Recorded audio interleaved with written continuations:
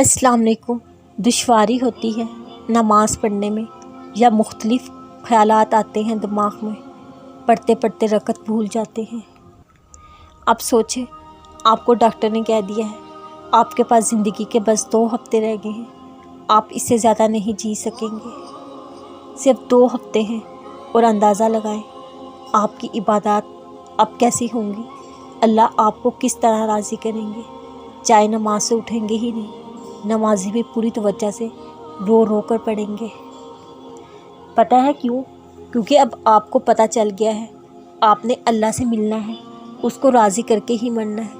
اگر میں ایسے مر گئی تو اللہ کو کیا جواب دوں گی؟ زندگی کے آخری لمحات میں آپ کی نماز کیسی ہوگی پھر؟ اب تو ڈاکٹر نے بتایا ہے، اس پر اتنا یقین۔ اللہ تعالیٰ نے جب بار بار فرمایا ہر نفس کو موت کا ذائقہ چکھنا ہے، اس رب پر کیوں نہیں یقین؟ موت کا کوئی وقت نہیں۔ ہماری نمازیں ایسی ہوتی ہیں، کبھی رکوع کریں تو سجدہ سے، سجدہ کریں تو رکوع سے ہی نہیں۔ یعنی نماز میں بھی دنیا کی سوچیں ہمارے دماغ میں ہوتی ہیں، اور سوچیں ہم اسی طرح رات کو نماز پڑھ کے سوئیں اور صبح مر گئے تو اللہ کو کیا جواب دیں گے؟ ہم نے اس طرح جلدی میں نماز پڑھی۔ نماز کو ہم بھوت سمجھ کر پڑھنے لگ گئے ہیں، بس جلدی ختم ہو، ہم فارغ ہو جائیں۔ اگر یہ نہیں تو مختلف سوچیں ہوتی ہیں ذہن میں۔ دل میں بس اللہ کا خوف رکھیں، اللہ مجھے نماز پڑھتا ہوا دیکھ رہا ہے، میں صحیح نماز نہیں پڑھوں گی، اللہ ناراض نہ ہو جائے۔ ہر نماز اس طرح پڑھے جیسے آخری ہو، نہایت آرام سے اور خشوع کے ساتھ۔ چند مشکلوں کا سامنا کرو، صبر کرو، شکر کرو، اپنی زبان اور دل کو اللہ کے ذکر سے تر کرو۔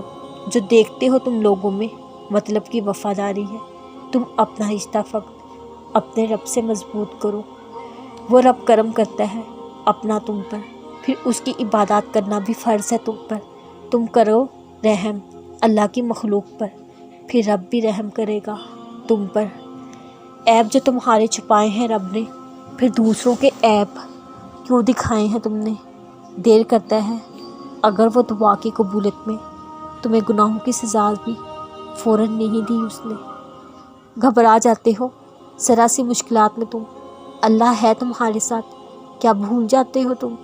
دعا قبول نہیں کی اب تک تو انکار بھی تو نہیں کیا، ذرا سی دیر کو آخر انکار کیوں سمجھ لیتے ہو؟ پریشان مت ہو، اللہ سنبھال لے گا۔